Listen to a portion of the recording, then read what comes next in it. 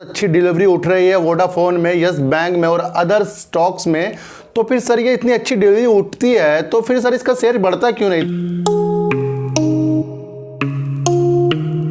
हूँ आपका अपने चैनल में जिसका नाम है सार्थक बाजार से। काफ़ी क्वेश्चन आए हैं सर, बहुत अच्छी डिलीवरी उठ रही है वोडाफोन में, यस बैंक में और अदर स्टॉक्स में, तो फिर सर ये इतनी अच्छी डिलीवरी उठती है तो फिर सर इसका शेयर बढ़ता क्यों नहीं? तो मैं आज आपके दिमाग की बत्ती फिर से खोलने आ गया हूँ। आज बात करेंगे डिलीवरी की और जो परसेंटेज इसकी होती है, जो अलग अलग जो यूट्यूबर बताते हैं कि इतनी परसेंटेज उठ गई, 50% उठ गया माल और 60% उठ गया, जो अपनी हर वीडियो में सिर्फ यही बता देते हैं कि ये इसकी डिलीवरी इतनी हुई है, इसकी इतनी हुई है। तो इस बेस में क्या उनकी वीडियो देखनी है? तो अगले सेशन में ही जब उसका इम्पैक्ट नीचे गिर जाता है, किसी की मान लो 80% डिलीवरी उठी है, तो सारे यूट्यूबर आपको चिल्ला चिल्ला के बोलेंगे 80% डिलीवरी उठ गई है, अब तो ये भागेगा। तो आज मैं इसका फंडा आपको बताने वाला हूँ।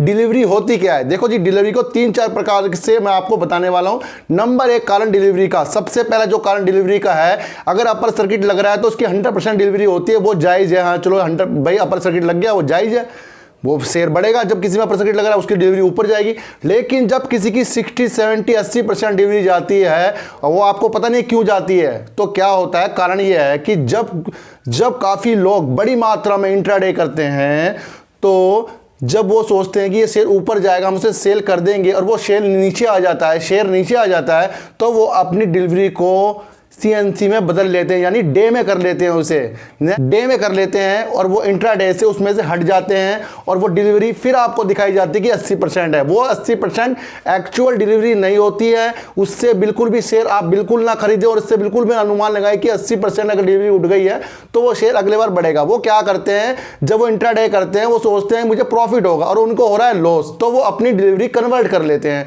ऑप्शन है, जीरोधा में ऑप्शन है, सब चीज़ों में ऑप्शन है कन्वर्ट करने का, तो उसे कहते हैं डिलीवरी। आज के बाद डिलीवरी के चक्कर में बिल्कुल भी नहीं पड़ना, क्योंकि वो डिलीवरी उठा लेते हैं, लॉस हो जाता है, वो उस दिन तो बेचते नहीं, अगले दिन अगर उनको प्रॉफिट हो जाता है तो वो बेच के निकल लेते हैं। तो भाई मुझे ये बताओ, जब किसी शेयर में 80%, 40%, 30% और 90% तक डिलीवरी उठ रही है, तो फिर वो शेयर खत्म क्यों नहीं हो रहे हैं?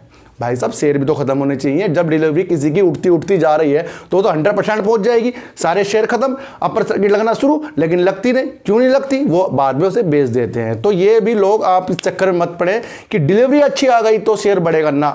इंट्राडे वाले डिलीवरी करते हैं काफ़ी लोग, हम देखो इन्वेस्टर कम होते हैं, जो इंट्राडे वाले और ऑप्शन वाले होते हैं वो ज़्यादा होते हैं।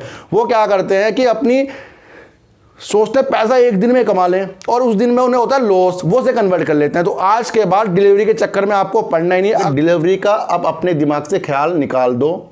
या किसी शेयर में अच्छी न्यूज़ आ गई तो उसमें डिलीवरी उठना जायज़ है, लेकिन वो भी कुछ दिनों बाद अपनी सेल कर देते हैं। देखो जो भी डिलीवरी उठाएगा वो बेचने के लिए उठाएगा। आपने भी शेयर लिए हैं, आपने भी सोचा होगा कि मुझे प्रॉफिट होगा तो मैं निकाल दूंगा। अगर आज आपको घाटा हो रहा है इंट्राडे में तो आप उसे होल्डिंग जरूर करोगे, उसकी कन्वर्ट जरूर करोगे। लॉस तो भाई 100 में से 1% लेते हैं। तो डिलीवरी में आजकल किसी की डिलीवरी देखनी नहीं है आपको। बहुत से लोग कहते हैं यूट्यूबर डिलीवरी इतनी होगी भागेगा ना, उस चक्कर में मत पड़ो। डिलीवरी का भी आज मैंने आपके दिमाग से शंका हटा दी, एक एक करके सारी परतें खोल दूंगा। उसके बाद जब आप यूट्यूब में आओगे और अच्छी चीज़ें देखोगे और उसके बाद जब आप शेयर खरीदोगे वो बहुत फ़ायदा देगा, क्योंकि आप डिलीवरी का खेल समझ गए हैं, टारगेट का खेल समझ गए हैं और शेयरों को कैसे खरीदते कैसे बेचते हैं वो सब समझ गए हैं। तो आपके लिए बचा क्या है? आपके लिए कुछ नहीं बचा। आप सिर्फ अच्छी अच्छी चीज़ों में ध्यान दो और किसी की हवाई बातों में कभी ध्यान मत देना। नमस्कार।